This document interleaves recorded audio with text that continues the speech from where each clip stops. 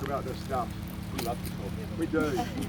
So I think we could start with the history of the QRA or a little bit of a background as to why we're here. Do you want to do that, Lee? Or do you want me to do that? Well, I'll tell you some stories first that I always relate to when I think about national parks and QRA.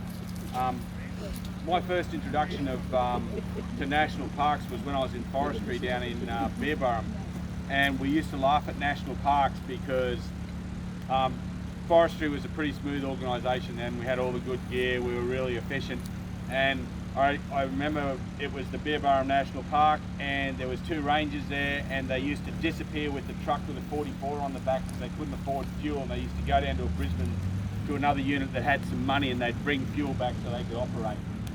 And then a couple of days a week they'd go and work in a pineapple field so that the farmer would lend them the tractor to do work. So that was the state of national parks, and you know, they really were the laughing stock of the department. They were all very dedicated, but they were, to a large degree, they were that very, very poor agency off to the side.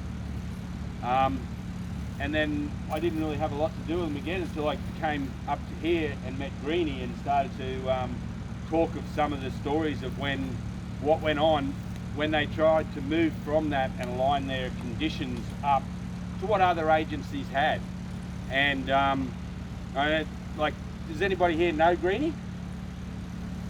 So if you remember Greenie, he was a big fella. Like Greenie was a really big fella, but they used to always call him like a quiet bear. He was really quiet and gentle, but he loved national parks and the environment, and he was so dedicated to it. It was his life. But he was a truly gentle person, and I remember like the arguments that we used to have about how you do things and how you didn't, and he could be so passionate about it, but then he would move on, you know, like we'd come to the decision, this is what we're going to do, and he'd moved on, and I always loved him about that. And like I said, his whole life was about national park, and towards the end of his career we were talking about some of the forming of QRA and how hard it was and what was happening. And I remember like some of the things, Freddie Thurler was here as well, so you know, like they'll both be in there telling us about it.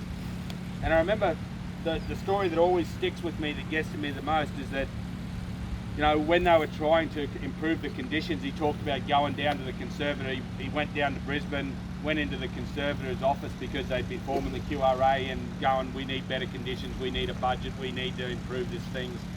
And the Conservator called him in, so he went down there and the Conservator was yelling at him and said, you're sacked, you're out. So he wound up sacking Greenie. Greenie went down.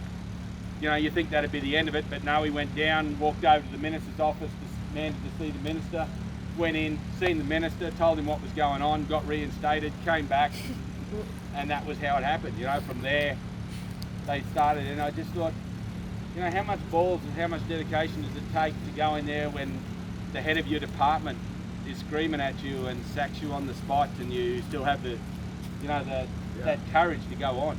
Yeah, I agree. The interesting thing here, standing here saying this stuff, as we're talking, Ross and I both came from forestry back in the day, and certainly parks got a lot better in 2000 odd when the two of us came. No. But we did see this going over the fence. You know, we saw what was going on in parks, and we didn't have those same problems. You know, Ross and I didn't grow up with those problems. We were actually quite well cared for in forestry. The money was there. You know, our wage packets were there. The interesting thing is when we came across across from forestry to here, we realised that actually our pay packet now was a lot less.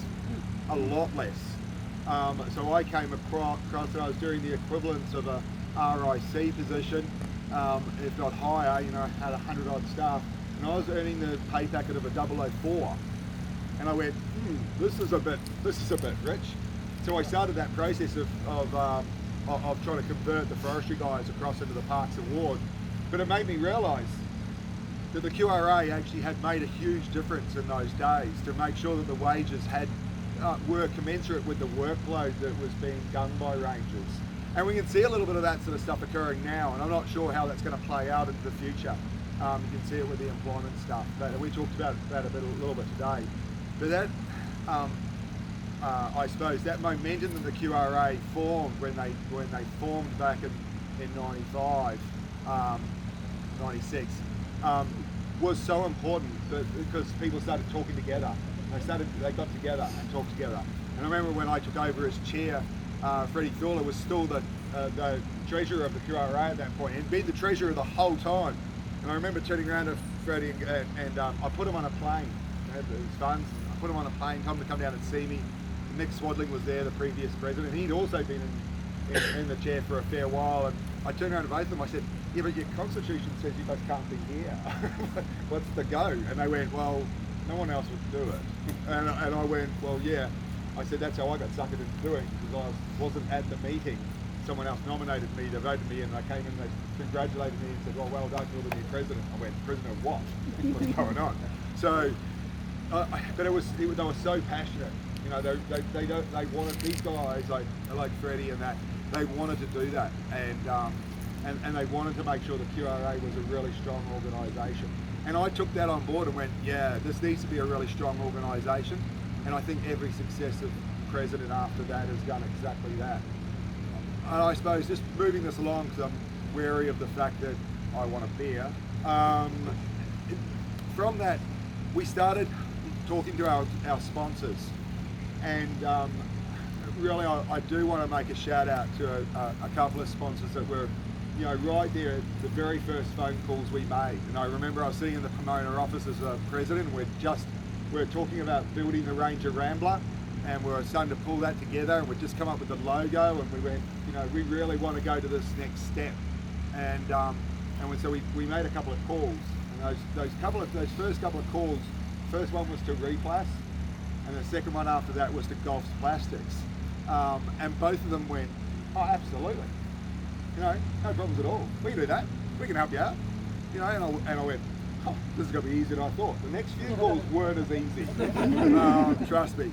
But we were, you know, false sense of security. It took a number of weeks, months of work after that to get the next lot of sponsors on. But those two organisations, and I was sitting down having drinks with those two organisations last night, and it reminded me of that you know, it was that first phone calls and when we were trying to get those sponsors. But moving on, without getting too waylaid into where that went to, we now have this huge group of really amazing sponsors in the QRA, and they really do help us out.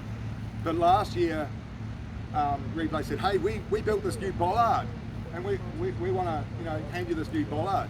And we all, you know, as parkies do, we all sat there and went, what the fuck are we going to do with one bollard? You know? And they're going, but it's a great bollard. Look, it's this. We built this new bollard. It's fantastic. And I went, I'll take the bollard. And I put it in the back of the car, and I went, what the fuck am I going to do with a bollard? So in talking to a bunch of you, and this is, you know, I think to do with what we're doing here at this muster is about connection. I just started talking to people, and they, you know, different ideas, what are we going to do with it, some pretty out there ideas, and there were some other ideas about where they could go and be stuck in Brisbane somewhere. And eventually it sort of said, well, at that muster we were celebrating last year the 25 years of the QRA, and the QRA was formed in this part of the world by Dave Green, by Freddie Thula, you know, and the Frank Manthys of this world, those guys, those powerhouses who actually stood up, and they didn't stand up for 5 minutes, they stood up for years. And this is a difference. And I hear it now with some of the guys saying, hey, I was there, but these guys actually really stood up. They walked into the minister's office. You know, our very first muster, the minister came to the very first muster. You know, we went, hey, this is the level we're going to talk at, the QRA is going to talk at. We're going to talk at the executive level. And it was interesting listening to the talk before about how, you know, organisations trying to talk to the executive, you know, what's their purpose in life. And I suppose we were lucky. Our founders just walked into the minister's office and said, I demand my job back. You know, I work hard. Why shouldn't I have my job? And why shouldn't I be paid commensurately for that? So I got this bollard, and we had this idea, 25 years. So we came back to the home, which is why we're at this muster at Broadwater, because this was one of the founding areas for the QRA. And so, going to help me? Without further ado, a commemorative plaque for 25 years for QRA, and for our long-term sponsors who have been with us for so long, and for donating the single bollard. Thank you, guys.